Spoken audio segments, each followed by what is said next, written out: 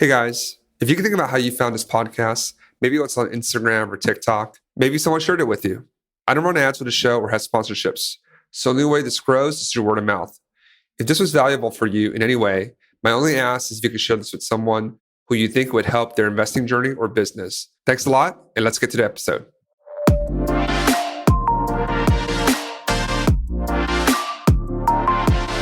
Welcome back to STR Like the Best. I'm your host, Michael Chang. It is my great pleasure to welcome Mark Simpson to the pod. Mark, thank you for joining us today. Oh, thank you for the invite. Looking forward to digging into this. Yeah. No, last time we saw each other in Nashville, I saw you and your team had a beautiful booth at Boostly at the conference, and Liam were one of the first people that I went on your podcast when I first started my talking more about what I do more publicly. So it's nice to be on the other side, so I can ask you a few questions. Yeah, absolutely. Yeah, absolutely. Fire away. I'm an open book. Well, before we start off, why don't I give you an opportunity to introduce yourself to the audience? Yeah, so my name is Mark Simpson, founder of a company called Boostly. As you can tell from the accent, I'm not from America. I'm over in the United Kingdom, and I've been now founder of Boostly. Started it 8 years ago in a little town called Scarborough in the United Kingdom, and it was all founded and started on the fact that there was nobody in the industry at that time that was giving help and guidance to other hosts on how to get more bookings, but most importantly, get more bookings that are on their land direct instead of relying on the OTAs, which is Airbnb, Booking.com, and Vrbo. And yeah, it's been a wild ride. Started with just 5 people that I was helping in the local area. The plan and the goal was to always have it as a local business, just to help Scarborough and Whitby. But I made the mistake of putting it as a Facebook group. And the thing about Facebook and Facebook groups is anybody can join it from anywhere in the world. And before I knew it, hosts were looking to join from all areas: Australia, New Zealand, Scotland, America, Canada. And that's how word of mouth spread. And over the past 8 years, there's obviously been loads of like pivots and changes and all the things that have happened, hockey stick moments. And, Clubhouse was definitely one of them. Without Clubhouse, I wouldn't have met the amazing people that hosted the event that we saw each other in Nashville. And it's just sort of powered and kicked on from there. Really, we've now got 2,000 to 2,500 clients. We do website design. We do coaching, training. We have a CRM. We've got all of the things. And last year in 2023, we managed to track $62 million of direct bookings directly from our websites. And literally just last week, we won an industry award. So there's a thing called the Shorties, which is like the Oscars of the short-term rentals. And we were able to pick up the Consumer Champion Award, which is like a massive achievement for the team behind the scenes, because we worked really, really hard to make sure that all of our customers feel heard, wanted, and loved, and to get that initiative, like acknowledgement, was epic.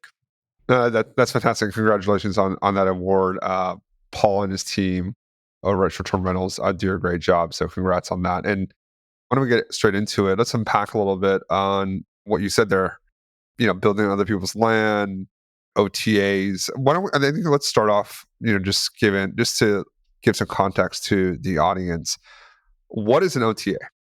And then you mentioned Airbnb, and but like, what is an OTA, and why do we as Airbnb or short-term rental investors, why do we generally rely on OTAs from your view? Yeah, so an OTA is an online travel agent, and way back when I first got properly into this industry was 2011. There was Booking.com, which is the Booking Holidays group, and there was the Expedia, which is Vrbo. Airbnb wasn't really around back then. And especially in the UK, it was this little upstart. And the reason why online travel agents got very, very popular is because they offer this commission model.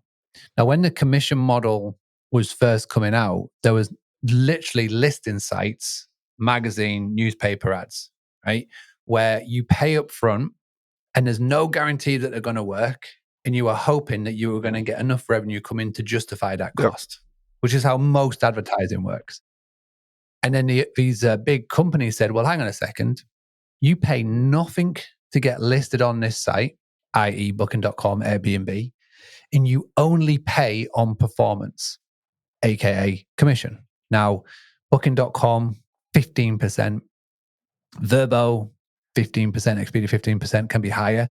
And then Airbnb came in with a 3% commission model, and then they charged a guest anywhere between sort of 12, 13% service charge, which was really appealable to business owners, especially for those that are just getting started.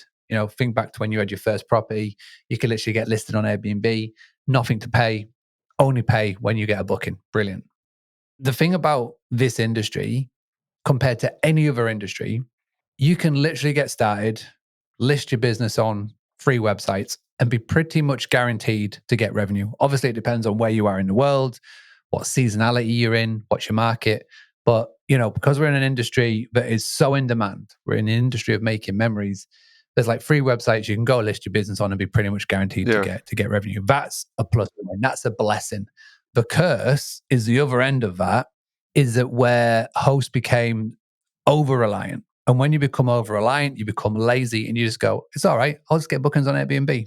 Don't have to worry about anything else. But the negative thing about that is, well, what happens when bookings stop coming in?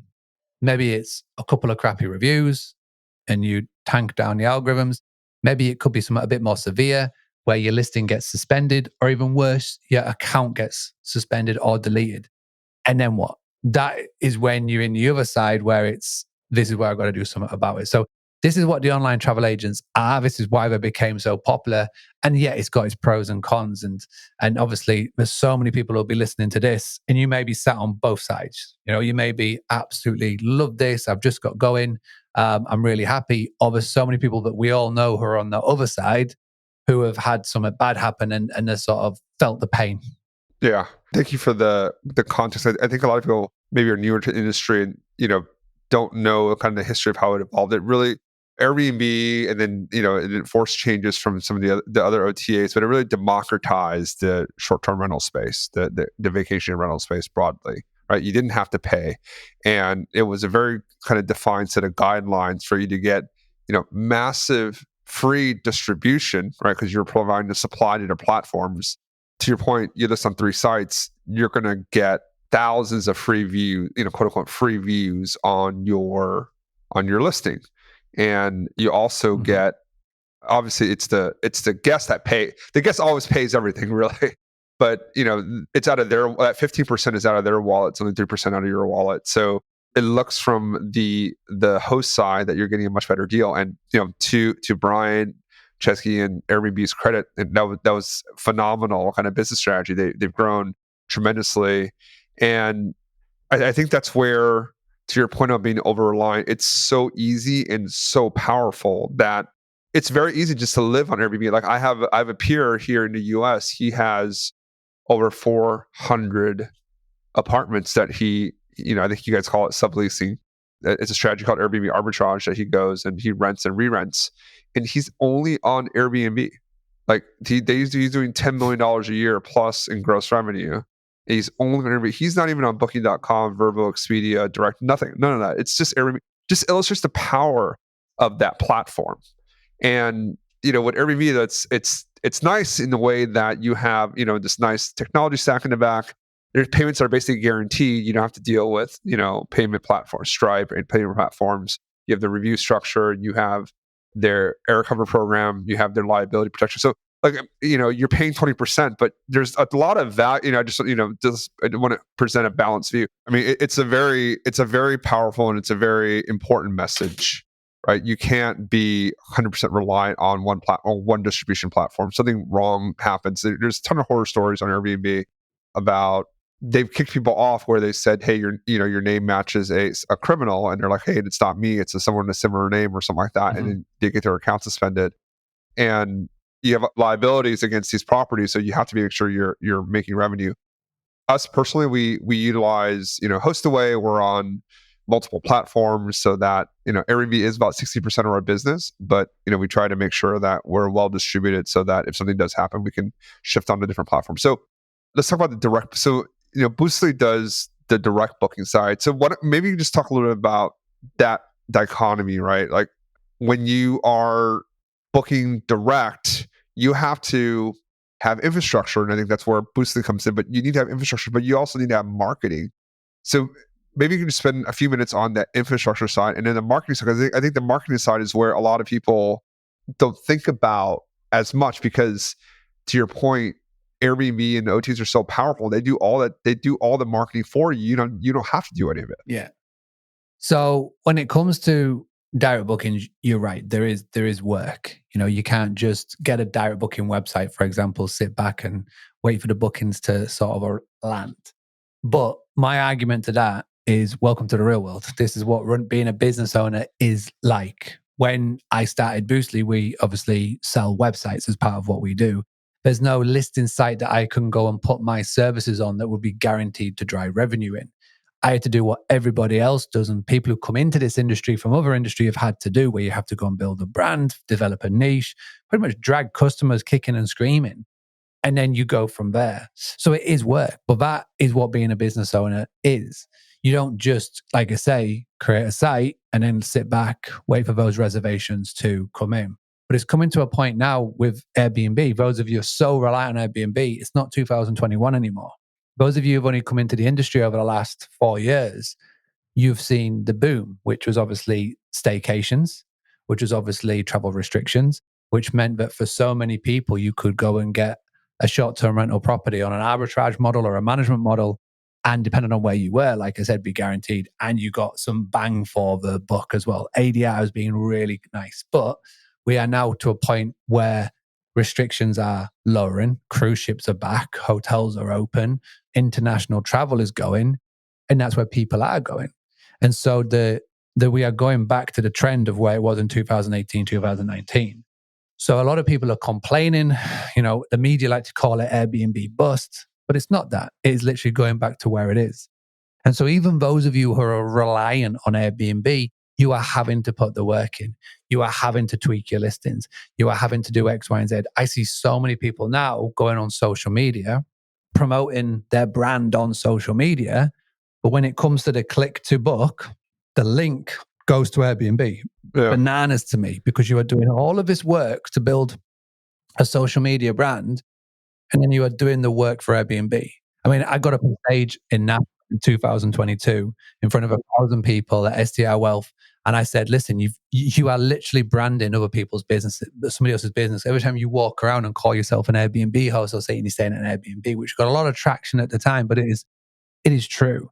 And so, yeah, direct bookings is work, but that's what it's called, running a business. And the beauty of it is the things that I show you, and I've written a book on this. It's called the Book Direct Playbook. I have it. I'm literally looking at it, actually. Go man. So yeah, the book is always behind me. It looks like this, called the Book Direct Playbook. It's literally on Amazon. You can go and grab it.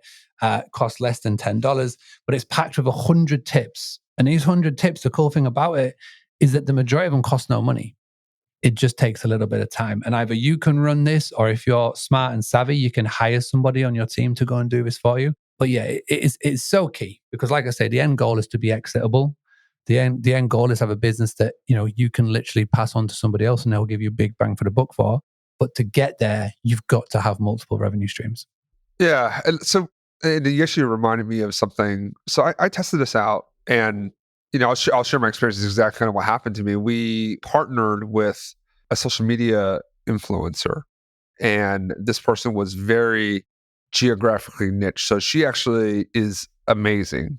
We've gotten a ton of leads from her through, she posts this on social media, and then, we have an arrangement with her where, we're on her link tree.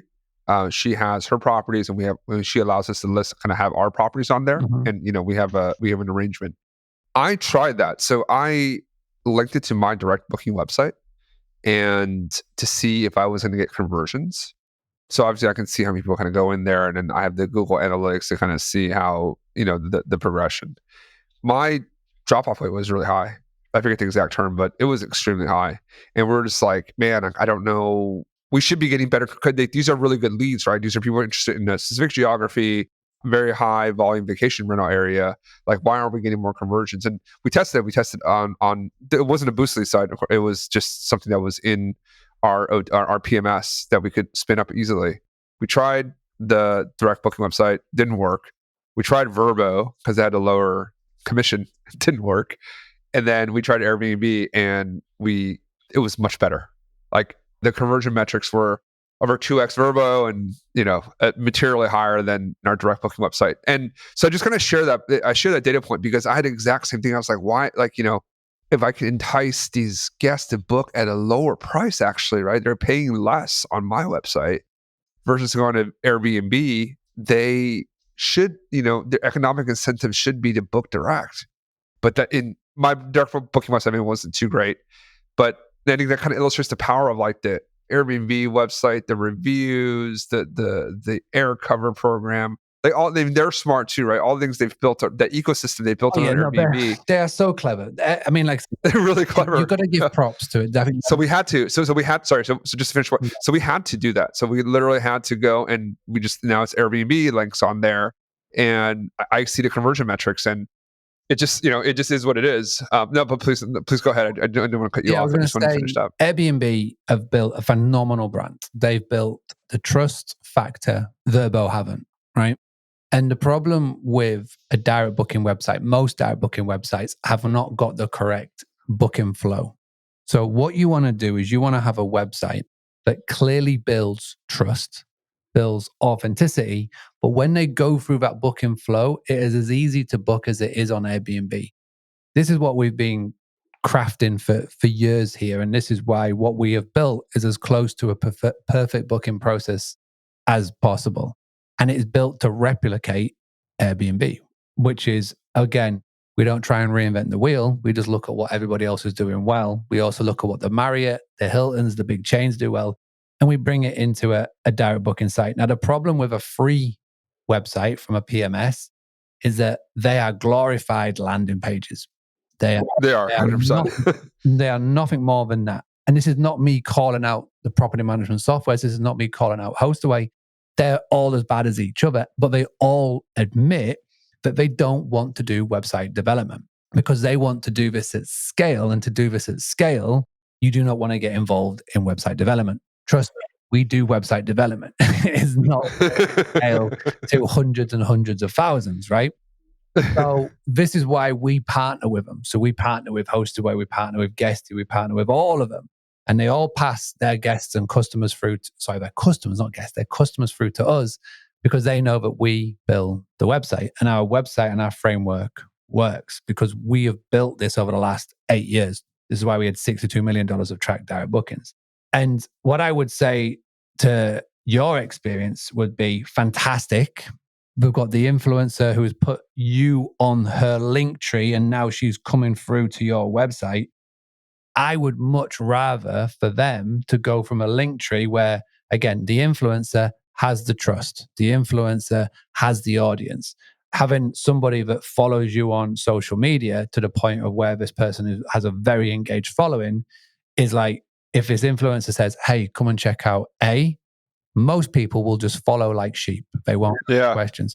Yeah. Instead of just going to a plain site, or even worse, send them to Verbo, I would have sent them to a very specific landing page on your website that would be collecting their phone number and their email address. Because that's where you're going to have a lot more chance of conversion, because then you're building a list, which is a key part of all marketing. You want to be building a database and a list so that when you see, Mark Simpson, UK phone number, email address come into your lead gen, you know that they're a hot lead. So that way, if you have the sales knowledge yourself, or even if you've got a team that can do this for you, you can pass this through and say, this person's come from here, they're interested, let's go and close a deal. They can call them, they can ask for dates, do the things that Airbnb doesn't do. Airbnb doesn't have a call center. Airbnb doesn't have a travel itinerary concierge. They may be called online travel agents, but they are not travel agents. They're just listing sites, right? So whatever you can do on the back of that, I guarantee your return and your close rate would have been a lot higher by sending them to a specific landing page that says X, Y, Z, please, leave information and we'll get in contact with you.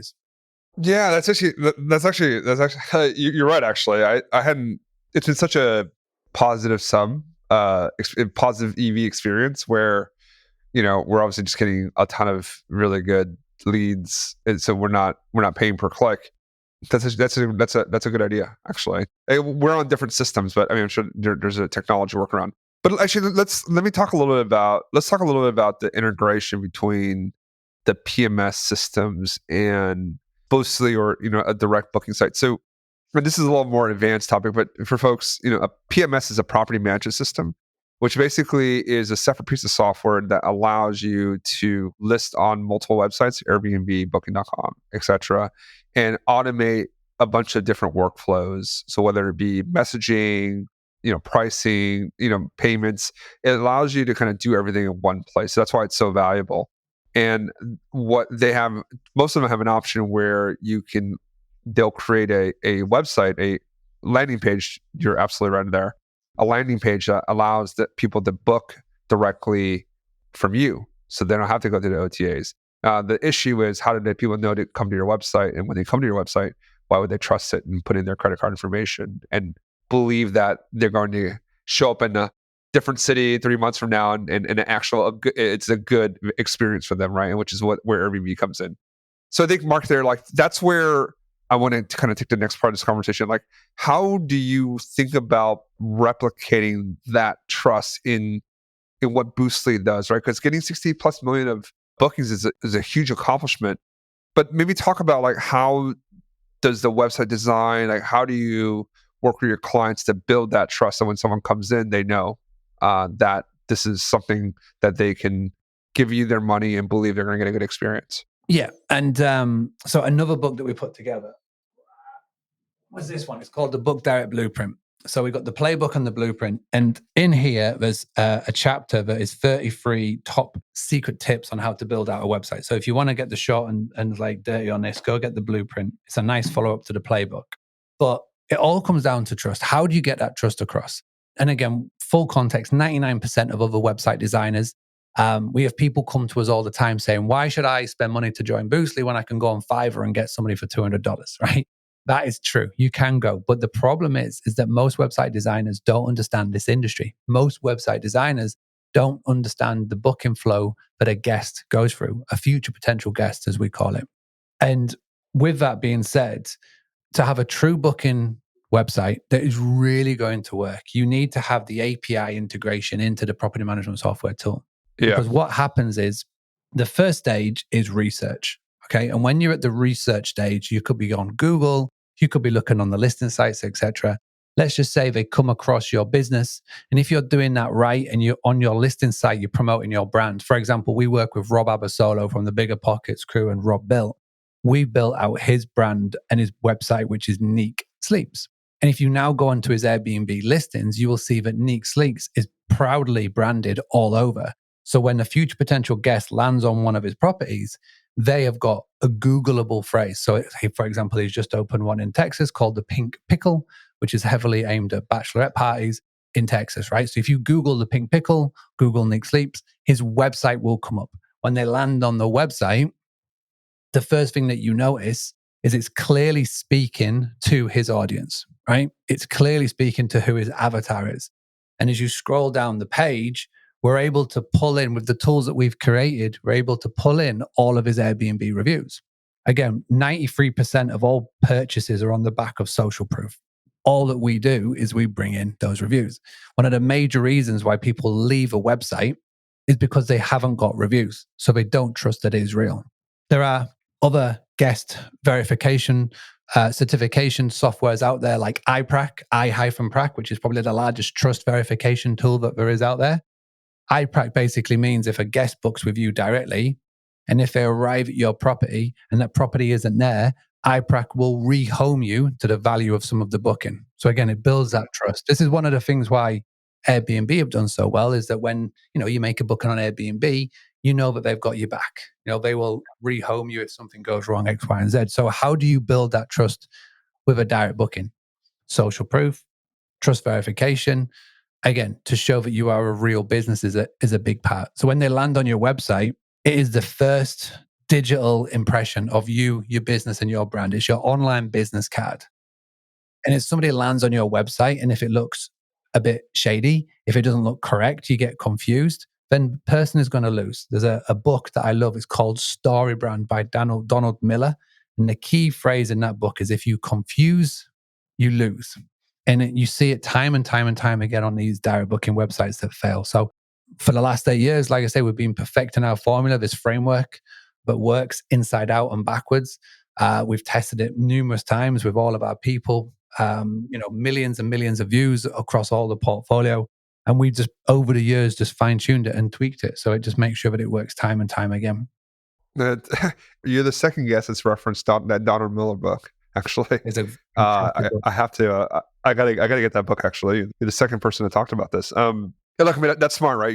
You deconstructed kind of the Airbnb playbook, right, and be able to provide a similar experience, because obviously, look, I mean, what they've done is it works, right? You can see from their metrics it works, and be able to do that. So let's go to the second part of this, right? It's where the marketing part. Right. So it's one thing to have a beautiful website. And personally, just talking about my journey of, going from one listing to 32 now, helping, the students in our community build their businesses. As you get to a certain scale, then you definitely, I mean, look, in the beginning, you should my advice in the beginning, just get very good on Airbnb. Your first few listings, like just get really, really good on Airbnb, because that's going to be your biggest bang for the buck. And then you get on a PMS system, whether it's HostAway or something simpler, you get onto the OTAs, right? And then once you kind of get really good on the OTAs, then the next part is direct bookings. At least that's the way that's what I believe in, actually. Like, that's the playbook, just given the finite amount of time and resources most hosts have. And then once you get, you obviously you got to build the website. So, and I agree with you, the PMS stuff is lacking. It's not, their landing pages are not real websites. So having a professional website like what Boostly can do is definitely would make a big difference. And then say that helps conversion, right? You get 10 people in, you convert 5 instead of 1. That's great. But how do you get people in, right? Like, I know you've thought about this, but how do you get people into your website?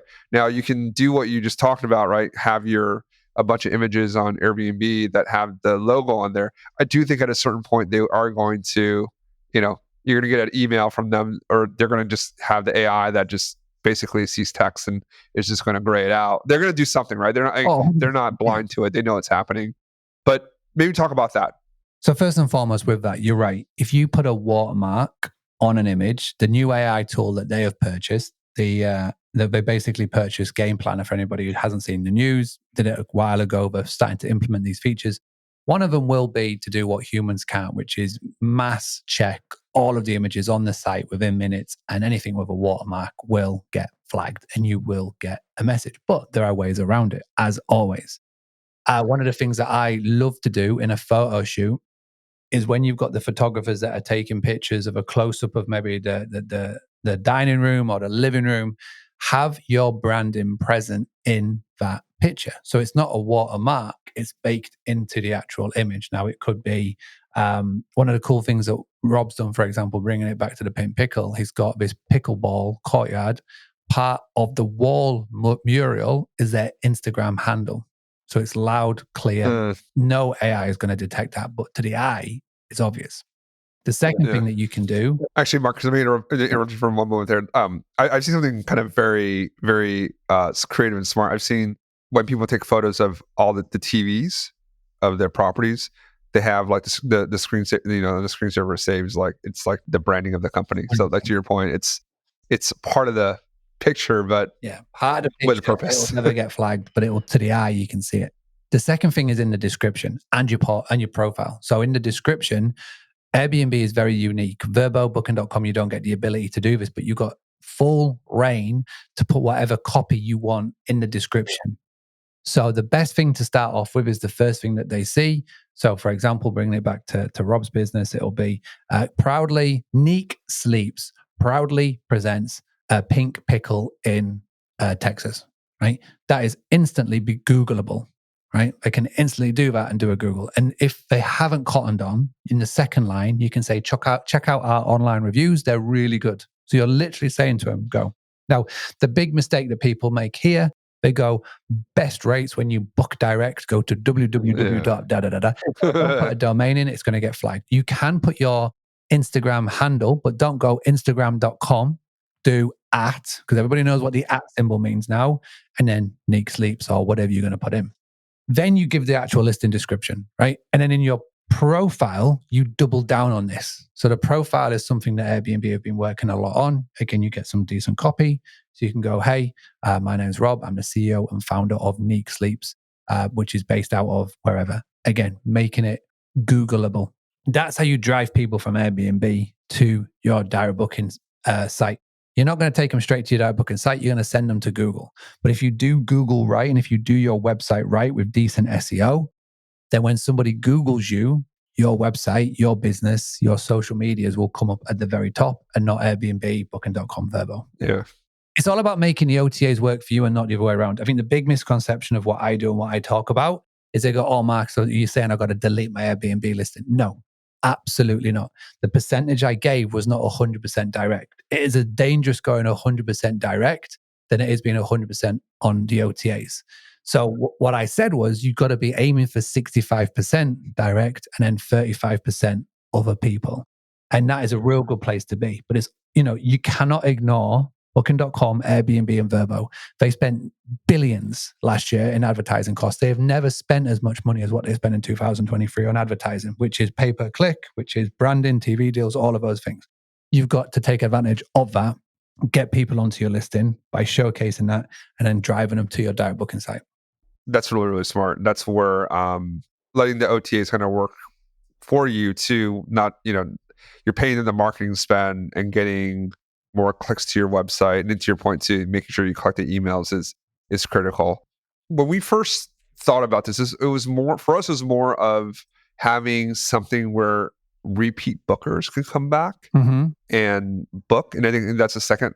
I would imagine that being the second leg of that stool. Like one, using the OTAs as part of your marketing, and two is making sure that you get your return guests that want to come back to your property. They don't have to go back on the OTA. They can come and find you. So what we've done is, we have material at the properties like, hey, scan the QR code here, follow the account. If you ever want to book back here, you can, go on this website and book with us directly, right? So it's obviously, it's in our property. We can market however we wish. What we'll do as well is we'll make sure we have an online check-in form so that when they check in, we have their, obviously we have their name, phone number, email. And then what we also do is, instead of using a company like StayFi, where they have to give their information to log into Wi-Fi, what we do is actually instead of having the Wi-Fi information posted around the property, like we used to do, we used to say, hey, you're here, this is the Wi-Fi, enjoy. We actually have a QR code now on there that, they scan. And then we'll ask them, like, hey, would you mind giving us your contact information? If you want to book with us directly, we'll send you the website. You can get 20% off your next booking, right? And then it's because everyone's going to go on the Wi-Fi. Everyone's going to go on the Wi-Fi. So we do that, and it's like it's like an easy type form integration. So it's like free. We don't have to pay for the hardware, and you not only get the booker, right, which you get from the online check-in forms, you actually get everyone in the group too.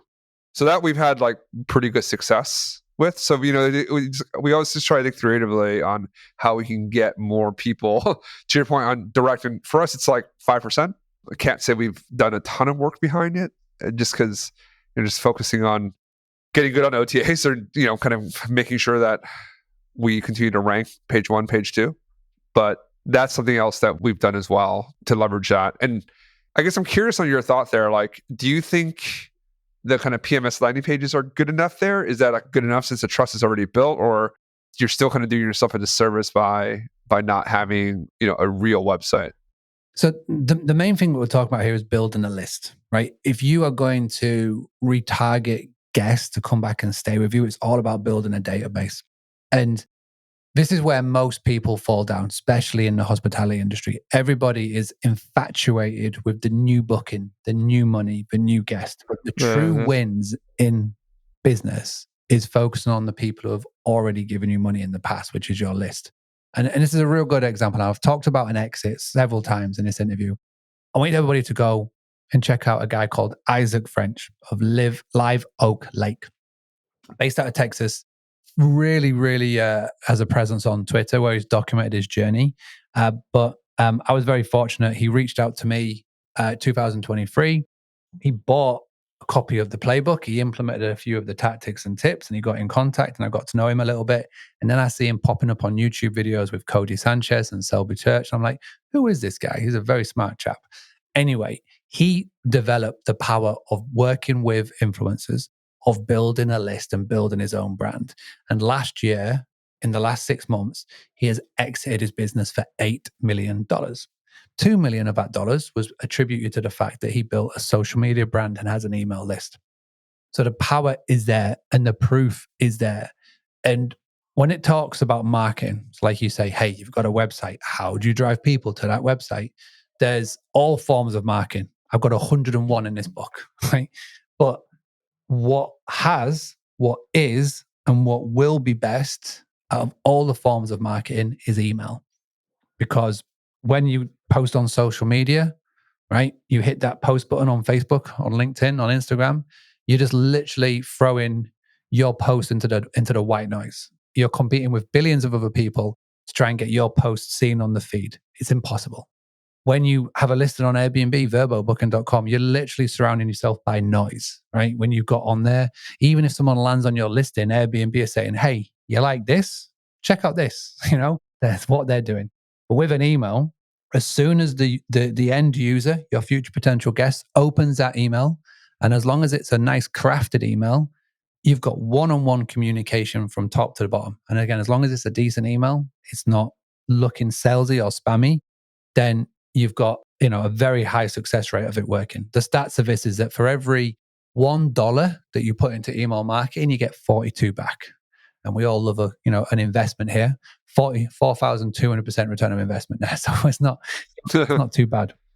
And the cool thing about I like email, that. which is amazing, is the final thing about email, is that when you send it out, you can see everybody who's opened it, but more importantly, you can see who's clicked on links.